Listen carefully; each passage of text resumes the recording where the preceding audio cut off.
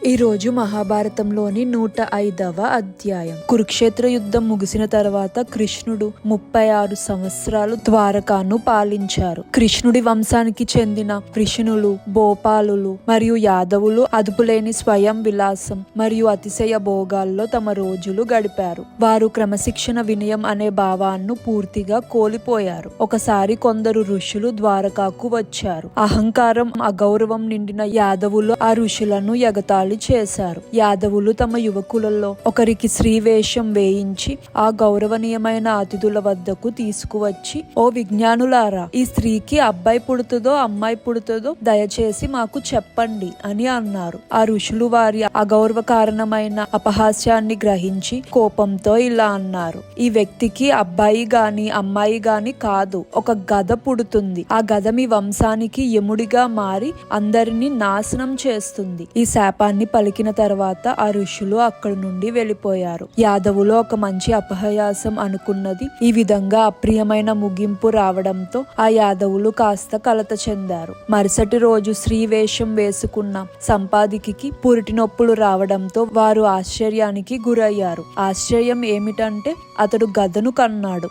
ఋషులు శపించినట్లుగానే తమ అంతం దగ్గర పడిందని భావించి ఇది వారిలో భయాన్ని నింపింది. వారు చాలాసేపు చర్చించుకొని చివరకు ఆ గదను సన్నని పొడిగా నూరి దానిని సముద్రంలో చల్లారు. దీని ద్వారా వారు ప్రమాదాన్ని తొలగించుకున్నామని భావించారు. కొంతకాలం ఏమీ జరగలేదు. ఋతువులు గడిచిపోయాయి. వర్షాలు వచ్చాయి. వారు ఆ భయంకరమైన గద ఒక సన్నని పొడి చల్లిన సముద్ర తీరం దగ్గర దట్టమైన రేలల పంట మొలిచింది. కొంతకాలం గడిచి ఏమీ జరగనందుకు యాదవులు ఆశ్చర్యపోయారు, ఆనందించారు. ఎందుకంటే వారు ఆ గౌరవనీయమైన అతిథుల శాపాన్ని పూర్తిగా మర్చిపోయారు. చాలా కాలం తర్వాత ఒక రోజు యాదవులు విహారయాత్ర కోసం సముద్ర తీరానికి వెళ్లారు. అక్కడ రోజంతా నాట్యం, మద్యం, ఉల్లాసంతో గడిపారు. మద్యం ప్రభావం మొదలైంది. మొదట ఉల్లాసంగా ఉన్నవారు తర్వాత పోట్లాటకు సిద్ధపడి పాత తప్పులను గుర్తు చేసుకుంటూ చిన్న కారణాలకి ఒకరితో ఒకరు నియంత్రణ లేకుండా వాదించుకోవడం మొదలు పెట్టారు. కురుక్షేత్ర యుద్ధంలో యాదవుల్లో కృతవర్మ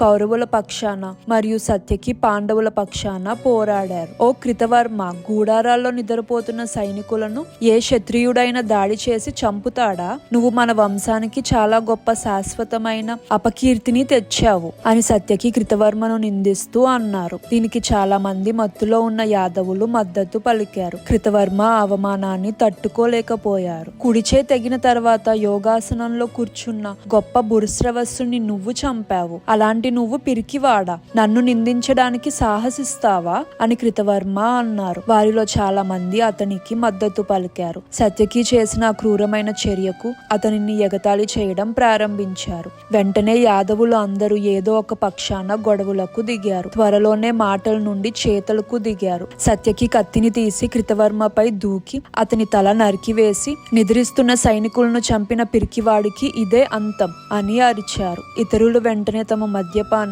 గిన్నెలు, కుండలు మరియు వారికి దొరికిన అన్నిటితో సత్యకిపై దాడి చేశారు. కృష్ణుడు కుమారుడు ప్రద్యుమ్నుడు సత్యకిని రక్షించడానికి పోరాటంలో చేరారు. ఆ తీవ్రమైన పోరాటంలో సత్యకి మరియు ప్రద్యుమ్నుడు ఇద్దరు చంపబడ్డారు. నిర్ణీత గంట వచ్చిందని కృష్ణుడు తెలుసుకొని తీరం అంచులను అలంకరించిన పొదువైన రెల్లలను పీకి విచక్షణ రహితంగా వాటితో కొట్టడం మొదలు పెట్టారు. దానితో యాదవుల్లో ప్రతి ఒక్కరూ అదే పని చేయడం మొదలు పెట్టారు. అక్కడ గొప్ప వికాసన రహిత వధ జరిగింది. ఋషుల శాపం పని చేయడం మొదలైంది. ఆ గద నుంచి మొలిచిన రెల్లల గెడ్డి ఆ శాపగ్రస్తులైన మనుషులు తమ అపారమైన కోపంలో పెరిగినప్పుడు వాటిలో ప్రతి ఒక్కటి గదగా మారింది. వారు వాటిని ఒకరిపై ఒకరు ప్రాణాంతక ప్రభావంతో ఉపయోగించారు. త్వరలోనే వారందరూ నాశనమయ్యారు. ఇదంతా చూస్తున్న బలరాముడు సిగ్గుతో, అసహ్యంతో నిండిపోయి నేలపై కూలిపోయారు. యోగా స్థితిలో కూర్చొని తన ప్రాణాలను వదిలారు. బలరాముడు తన నోటి నుండి ఒక వెండి పాములాగా వెలువద్దిన